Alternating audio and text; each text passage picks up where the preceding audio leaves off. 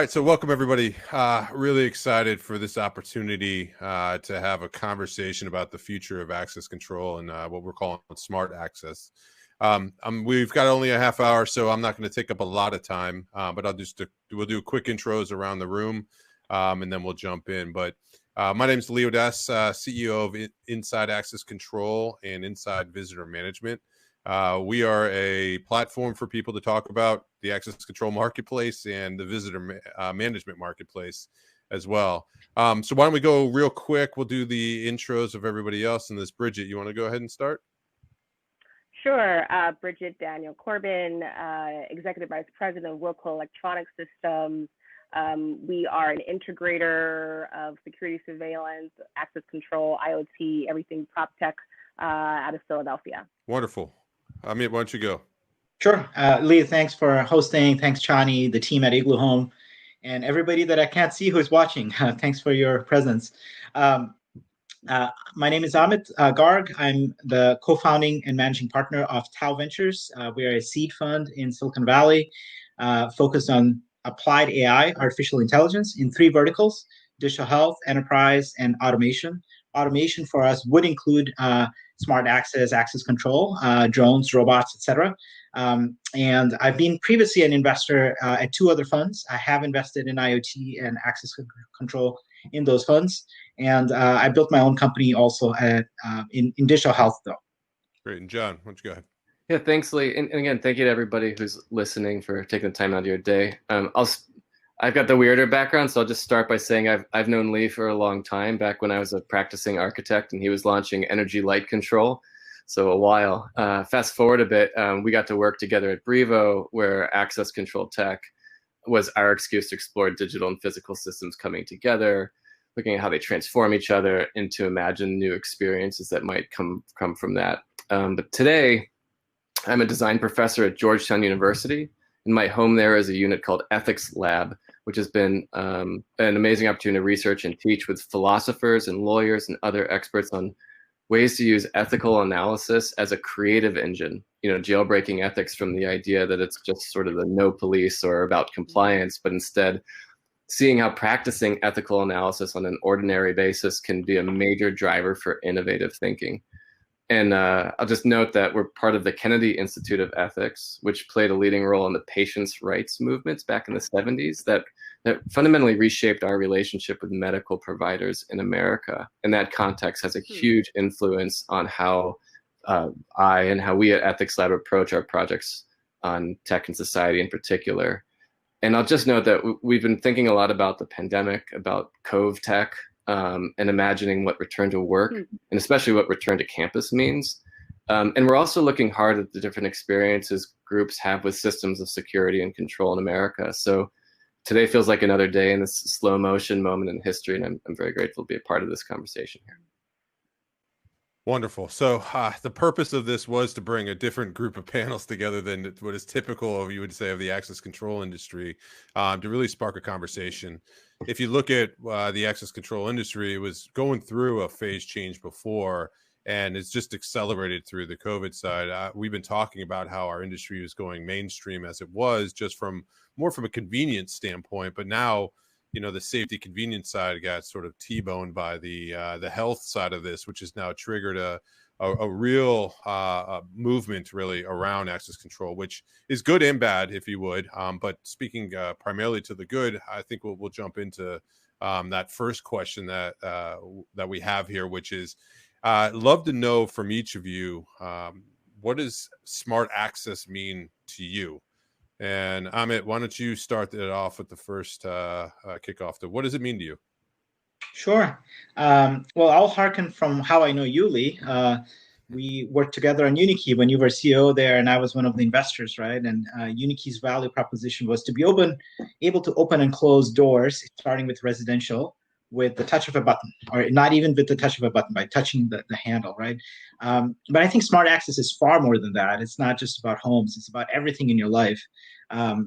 Whether I'm in a factory and I'm managing a process and being able to access different parts of that factory at different times, or whether I'm hosting an Airbnb house and being able to let in the right kind of people at the right time, perhaps not needing physical keys. I mean, physical keys are are a 2,000-year-old technology. Seriously, we should have evolved far beyond that.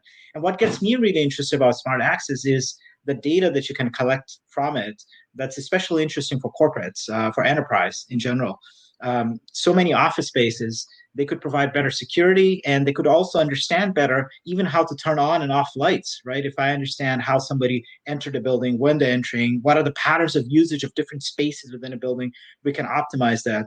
So I see smart access control as being a foundation for us to how to even organize how we work in the office, how we live in homes, and how we commute. It can help us essentially create a more efficient society. And I look at Singapore often as the prime example of a smart city and what they're doing. In many ways, East Asia has taken the lead in access control. But anyways, let me pass it over to Brigitte and Jonathan for their views too. Yeah, Brigitte, please. What's your view Sure. of what smart access? Sure. So let me start a little bit by explaining a little bit about Wilco, because we're coming at this as an integrator, right? So as the integrator, we are the connector. We're like the boots on the ground for connecting the hardware to the software. We provide low voltage wiring. We provide professional services, even around how real estate partners adopt technology and embrace innovation. But we are essentially an integration in the middle of how these things all connect. But we didn't start that way. Like, our beginning was in the cable market. My family, African-American owned company, we were one of the first cable providers to bring cable television to multifamily residential buildings in the 70s and 80s, when that was the new technology coming into center city of Philadelphia and throughout the region. And for us, being that wirer of that type of Proptech, because that was the Proptech back in the 70s. It was like wiring of security and wiring of cable. That was how buildings began attractive and attract tenants. So that was our beginning, our rudimental, fundamental beginning. Part of that was also being provider of cable to public housing and in low-income communities in Philadelphia, which allowed us to have a very great personal touch, a very good understanding of getting into community and getting them to understand technology, because we're an African-American company providing to those communities that we are a part of, has also been our underlining legacy.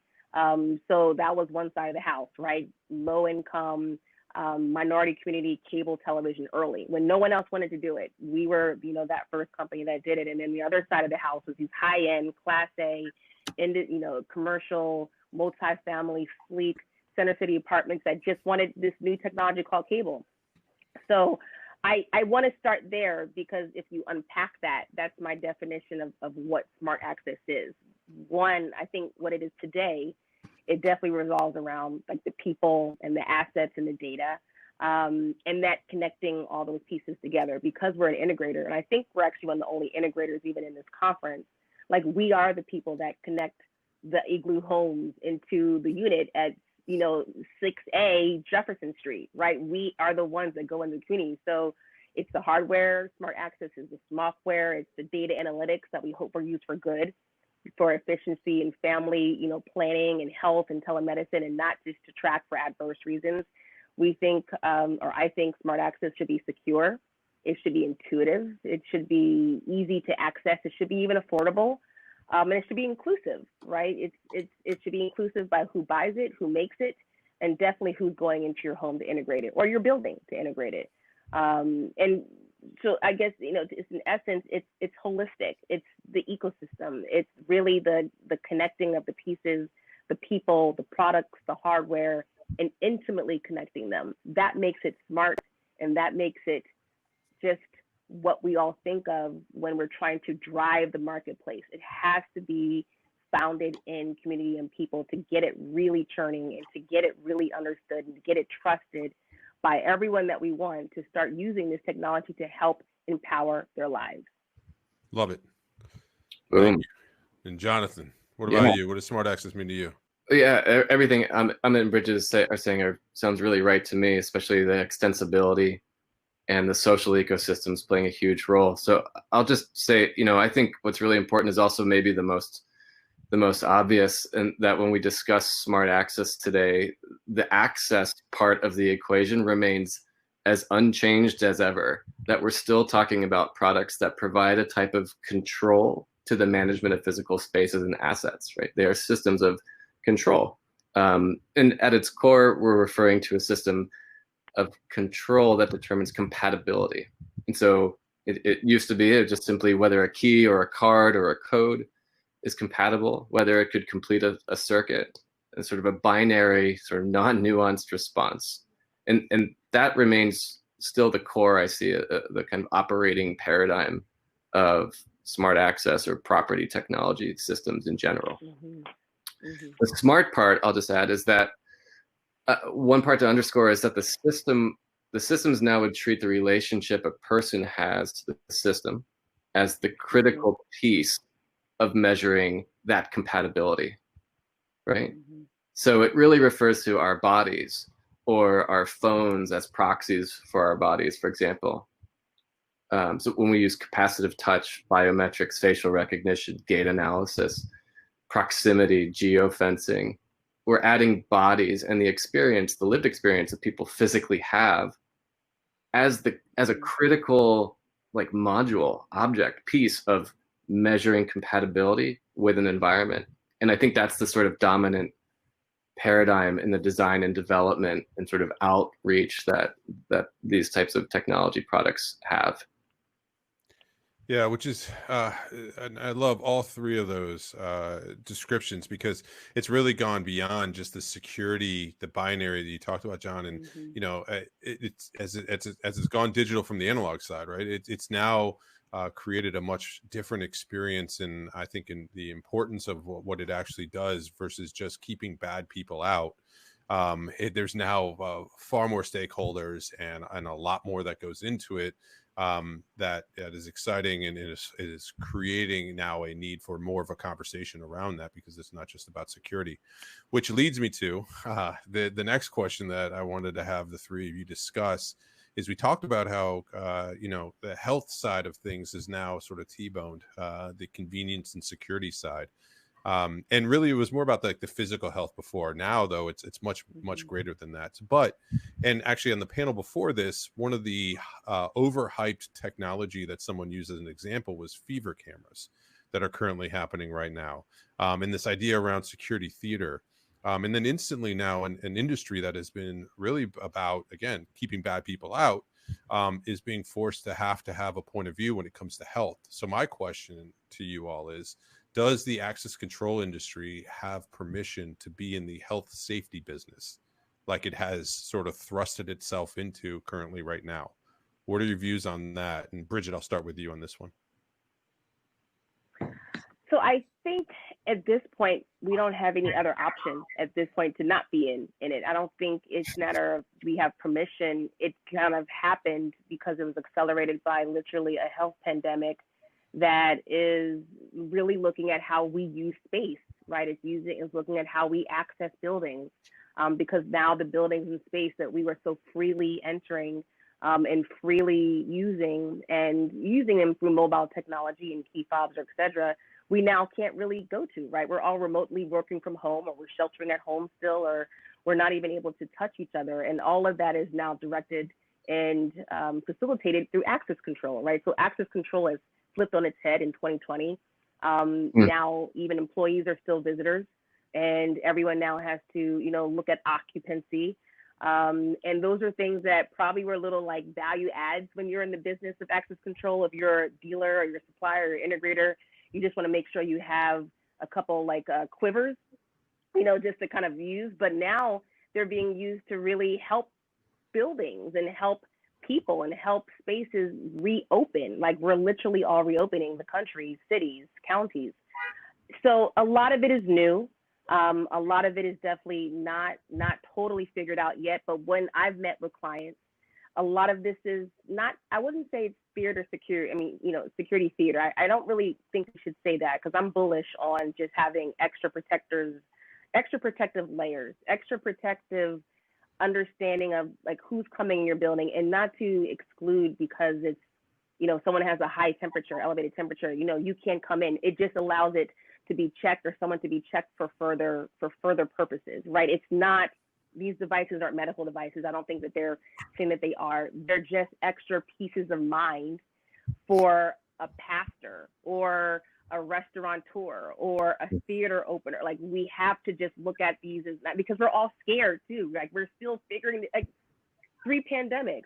So let's all be easy on people just trying to be safe, get people back to their spaces, and then just figure this all out, not blaming or putting aside or don't buy that, or just whatever you need, whatever people need to just make sure that we are part of it and you are opening up. I'm very, at least, hopeful that access control is now providing those layers.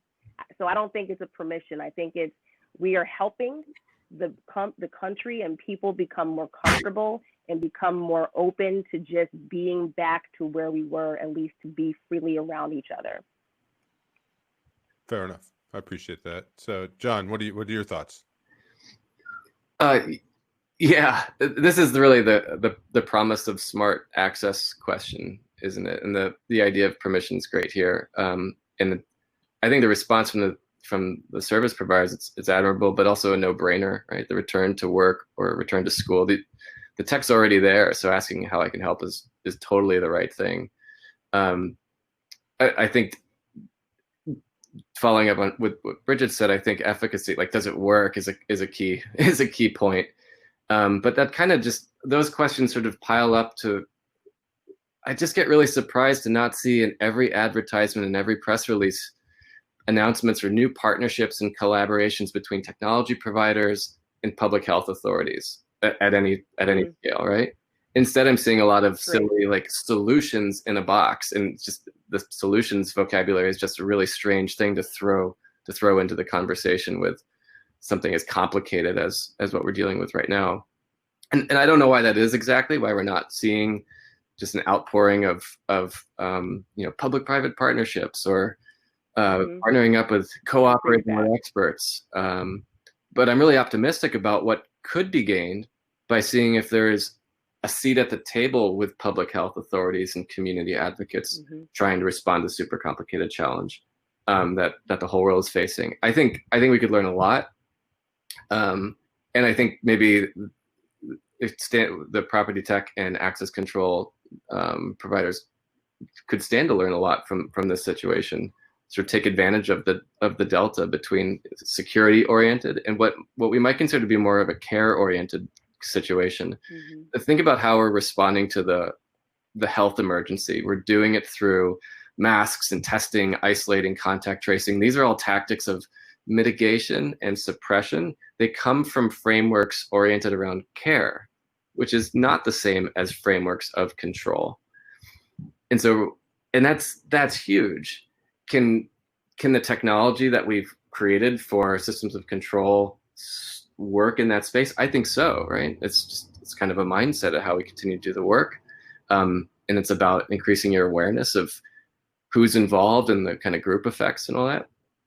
But it becomes about, it's sort of new conversations about maintenance, sustainability, and just compassion for the experience of individuals and groups, as Brigitte mentioned before.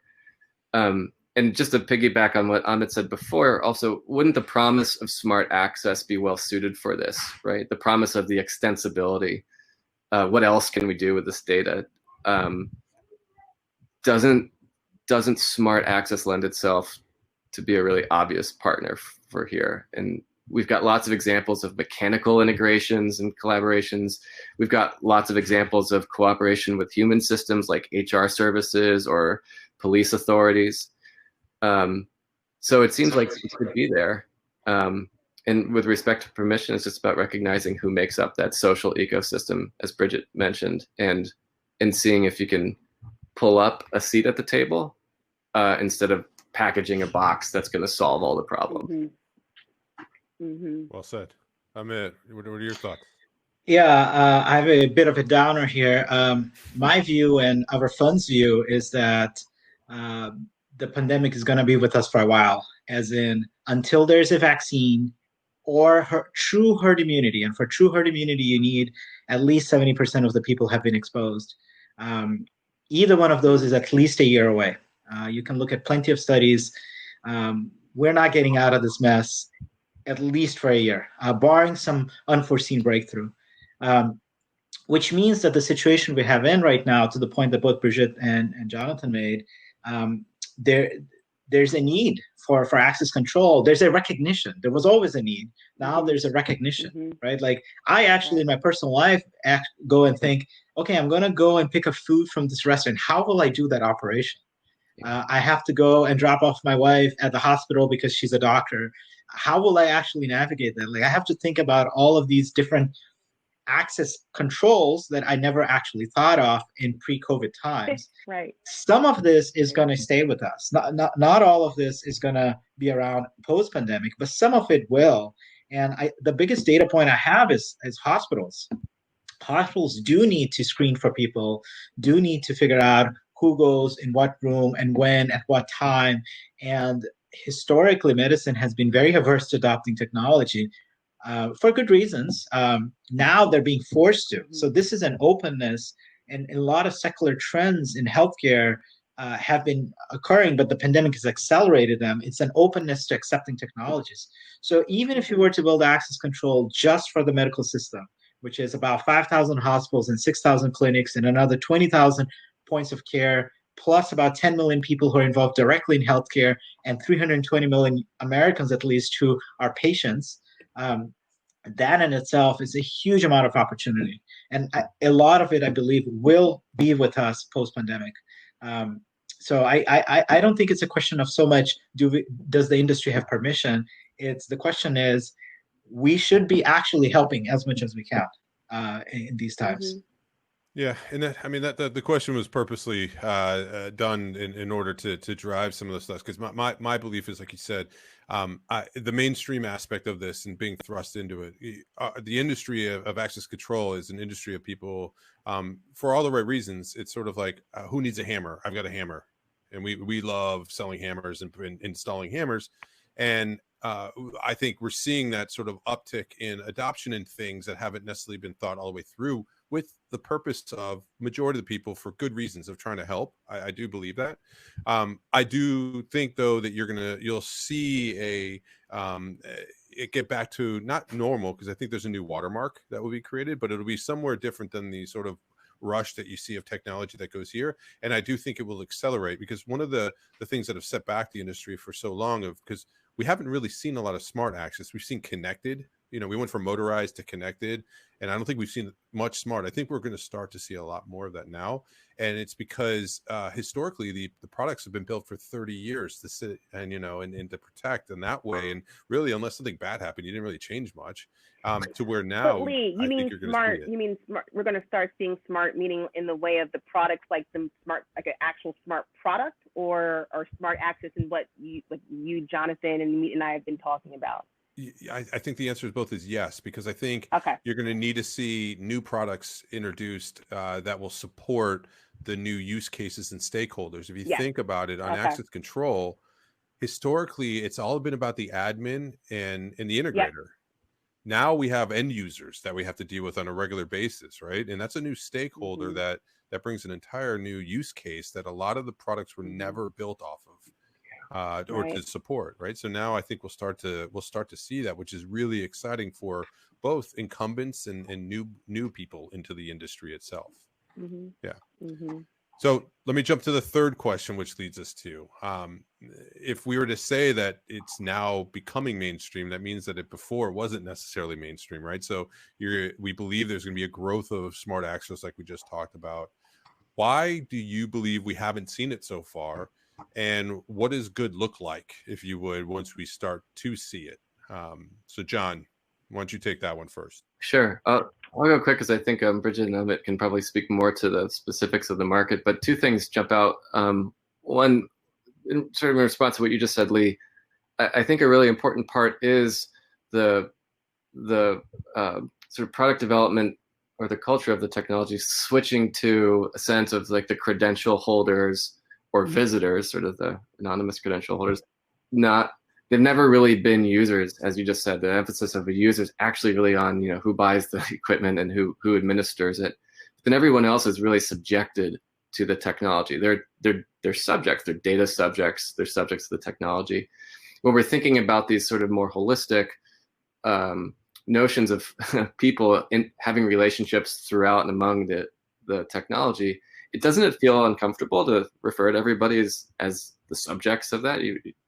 You wouldn't want to be the subject of an experiment or a subject of control, like a mouse in a maze. So I think there's some kind of pivot there to really appreciate what's at stake for the credential holders and those folks in the ecosystem that's created and supported by the technology.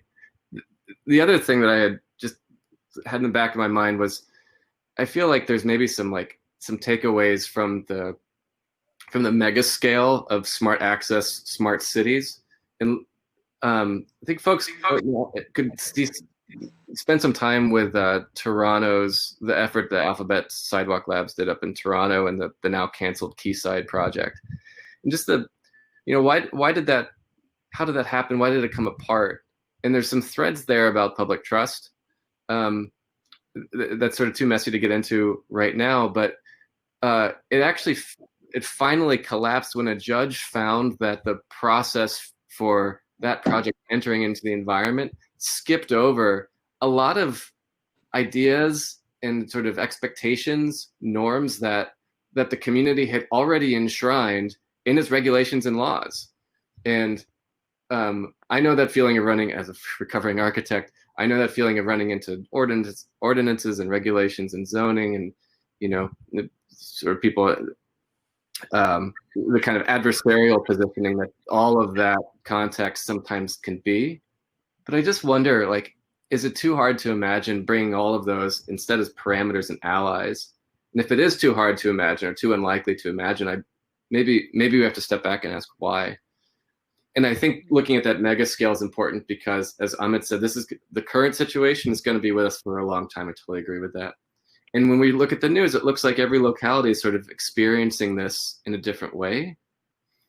And so, I don't know, being really mindful of those contexts and how to operate as a partner in those contexts, as Brigitte said at the beginning of this, is going to be really, really, really important. I agree. Amit, what are your thoughts? I was going back to my pre-med days. So the reason it hasn't been adopted, for those who are fans of chemistry, think about a chemical reaction. You need some activation energy that requires more energy for the reaction to happen before you end up at a different state. And that different state is better than the initial state, but you need to input energy. You need to overcome some kind of barrier in order to get to that other state. What the pandemic has done is has shaken this up, right? Like, we have provided the activation energy. So previously, the excuses were, oh, this is going to take too much time to install. This is going to take too much money to install. Oh, I don't know if the benefit is there. Yeah, no, I see that this is more efficient, but do I really need it? Like, all of those questions now, there's responses for them. You can not afford to implement them. Some of this mentality will stay after the pandemic. So this is an acceleration. It's a huge acceleration. It's the same acceleration that we as investors are seeing in telehealth, right? Telehealth was getting adopted. It's just accelerated hugely. It's the same thing we're seeing in food automation, right? Like using robots to produce all kinds of things, whether it's on the farm or in a greenhouse or even in people's homes, right? That has been accelerated. So we went through this journey, Lee and you, and I went through this journey at Unikey, where we would tell consumers, hey, this is better for you. You can allow different people to come into your house. You can get analytics in it. You can improve safety. You can put this in your business. You can put this in your hotel. You can put this in your car. You can put this in your cruise ship. It's just better. But it wasn't 10x better. And now, given the pandemic, that ROI is now justified. So I'm bullish that this is a moment that allows for technologies that made sense, but the activation energy was too high previously. I love it. All right, Brigitte, real quick on your thoughts on that. Yeah, I mean, I think as the integrator, it's like, you said, Lee, this was such a product-driven market. It was a hammer, a key fob, we're no longer in that type of access control system. It's now in clouds and platforms and software-based. And so I think that was another reason why it was very hard to be adopted right now, because it's been so heavy physical, and now it's so more digital. And heavy physical means that we had to interact with the real estate industry to basically let them see that this is an investment that they need to make for their buildings, or even for people to want to have it in their home. And if you're dealing on the commercial side of the business, real estate is very, not diverse, right? Even in the people that run the properties, that, own the buildings.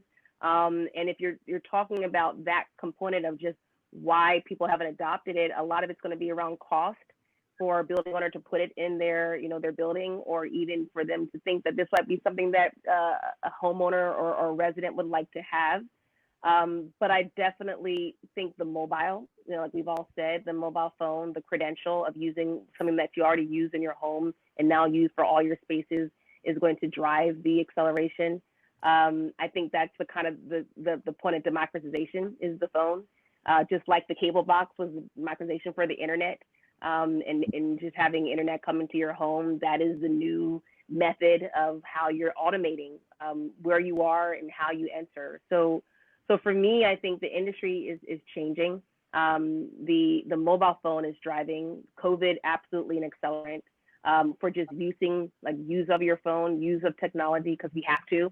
Telemedicine, distance learning, remote work, getting your food, getting anything that you need because we had to be at home, is accelerating why we need smart technology. And even for people that probably didn't think they needed it or it wasn't for them, now get it.